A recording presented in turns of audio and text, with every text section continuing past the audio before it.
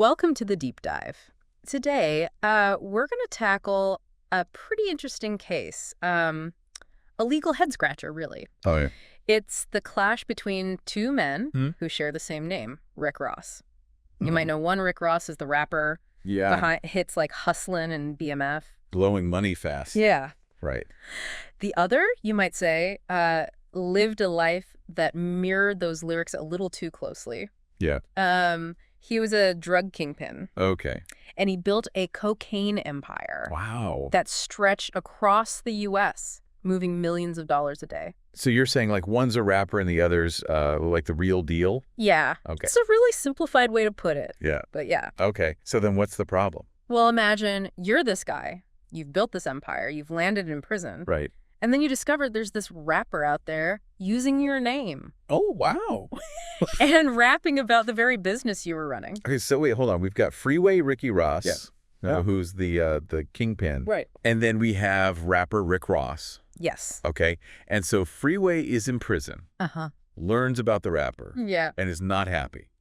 Not only that, but the rapper is spinning these tales about drug dealing, painting this larger-than-life persona. It's this collision of reality and artistry I see what you mean. that sparked this fascinating legal battle. So Yeah. let's rewind a little bit Okay. before we get to the lawsuit. Sure. Let's just figure out who these two Rick Rosses really are. That sounds good. Right. Let's start with the original Freeway, Ricky Ross. Yeah. His story is one of those classic rises and falls, Right. but with a twist. Oh, really? Yeah. He rose to the top of the drug world in the 80s, Okay. building a network that spans states and amassed a fortune most of us can only dream of.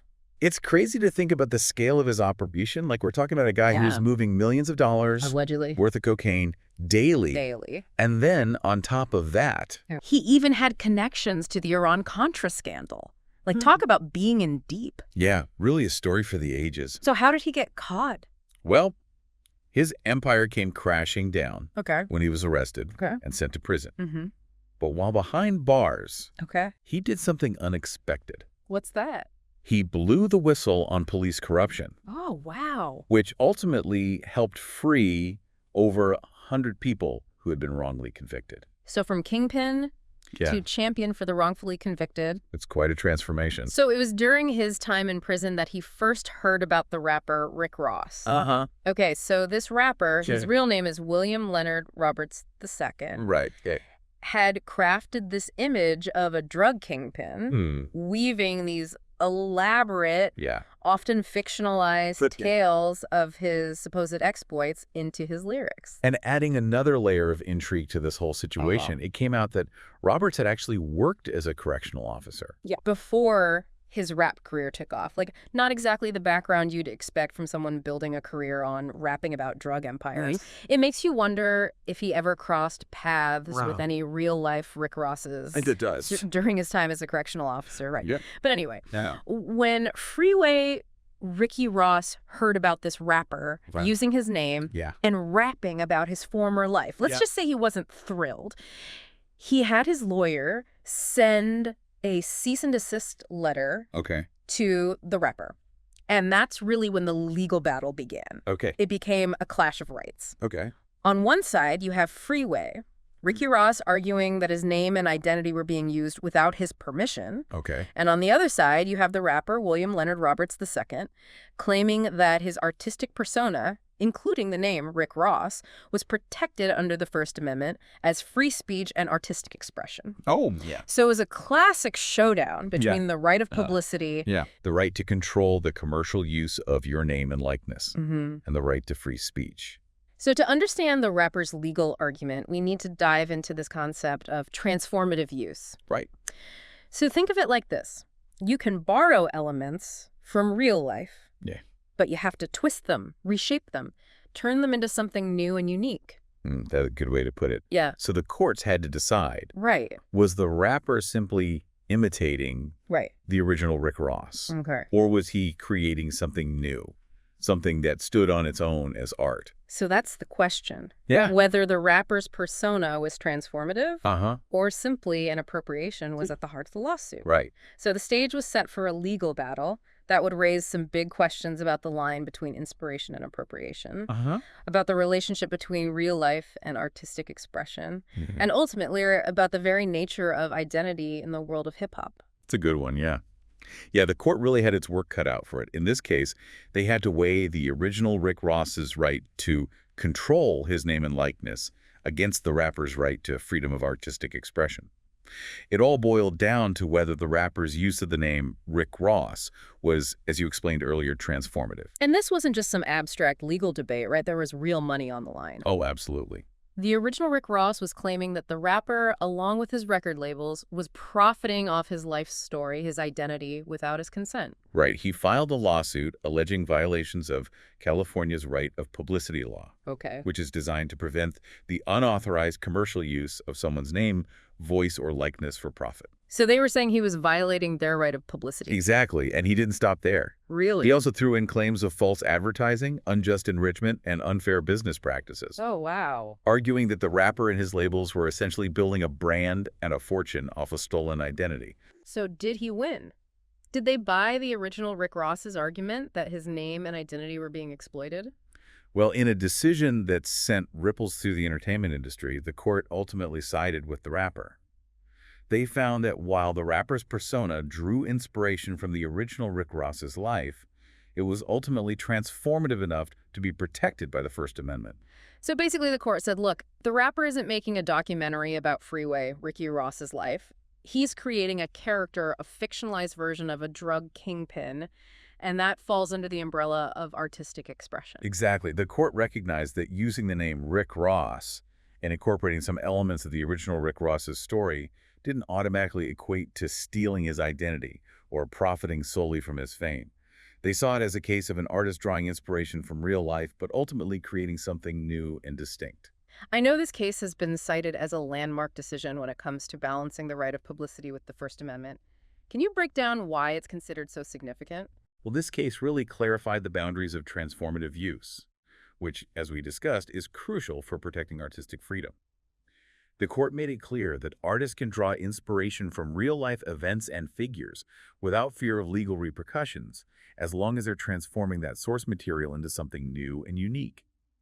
This decision gave artists more breathing room to explore real-life narratives without constantly looking over their shoulder for potential lawsuits. That makes sense, but I imagine this ruling wasn't without its critics. I mean, on the surface, it might seem like the court is giving a pass to someone who built a career off a name associated with criminal activity. You're right, the decision definitely sparked a lot of debate. I bet. Some people felt strongly that the original Rick Ross had been wronged, that the rapper was essentially profiting off a life of crime without any consequences. Wow. They argued that this ruling sent the wrong message, that it somehow condoned or even glorified a lifestyle that had caused so much harm. And on the other side of the coin, you had people celebrating the decision as a victory for artistic freedom. Precisely, they argued, that if artists were constantly worried about getting sued for drawing inspiration from real life, it would stifle creativity and limit the types of stories they could tell. They saw this case as a crucial win for protecting the freedom to explore complex and controversial themes in art. So it sounds like this case really forced people to grapple with some thorny questions, like where do we draw the line between inspiration and exploitation? When does using a real person's name or story cross the line into something unethical, even if it's legally protected? Those are exactly the questions this case raised, and they're questions that go beyond the legal realm and delve into ethics and artistic responsibility. Even though the court sided with the rapper, it didn't erase the ethical complexity surrounding his use of the name Rick Ross. It makes you think, doesn't it? Even if the law allows it, is it always right for an artist to profit off a name so closely tied to real-life suffering, especially when that suffering was caused by the very activities the artist is rapping about? And that's where the conversation gets really interesting. The court made a decision based on legal precedent and the First Amendment, but it didn't provide clear-cut answers to these broader ethical questions. It left us with a lot to ponder. This case really highlights how the legal system doesn't always neatly align with our moral compass. Does it? It's like we have to grapple with these questions on multiple levels. What's legal? What's ethical?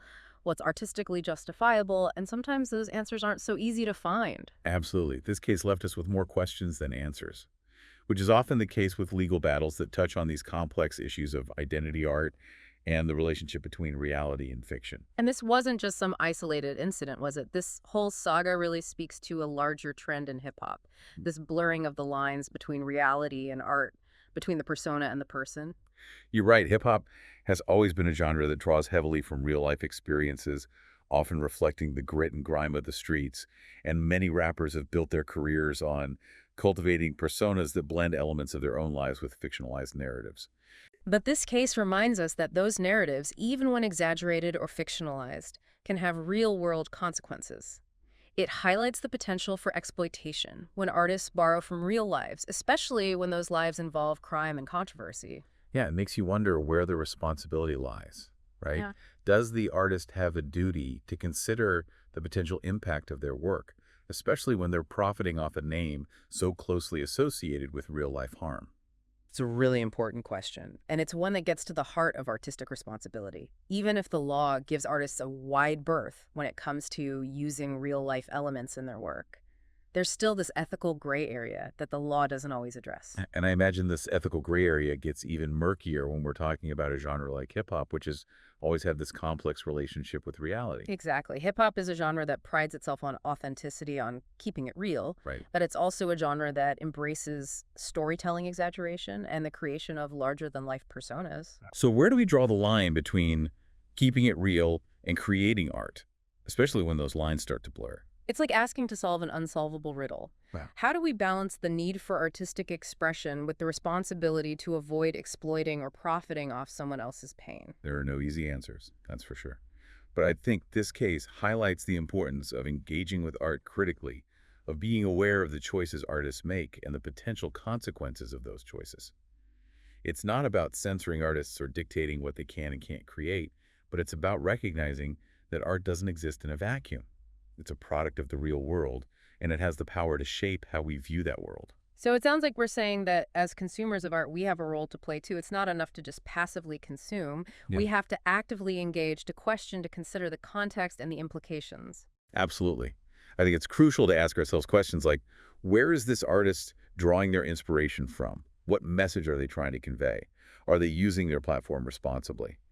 And ultimately, does this work contribute to a deeper understanding of the world, or does it simply exploit real-life suffering for entertainment value? So we need to be more mindful, not just as listeners of music, but as consumers of all forms of art. We need to be aware of the stories behind the stories, the real lives that inform the art we consume. I couldn't agree more, and I think this case serves as a powerful reminder that art can be both entertaining and thought-provoking.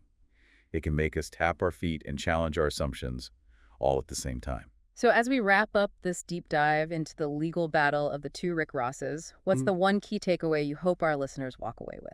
I think the biggest takeaway is that the relationship between art and reality is complex and constantly evolving.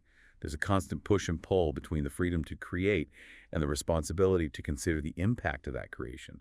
And navigating this terrain requires a critical eye, an open mind, and a willingness to engage in these tough conversations. Well said. So to our listeners, we leave you with this. As you explore the world of hip-hop or any other art form, keep asking those tough questions. Don't just accept the narratives presented to you at face value. Dig deeper, consider the context, and use your critical thinking skills to make informed judgments about the art you consume. And remember, there's always more to uncover, more to learn, and more to discuss. So until next time, keep diving deep.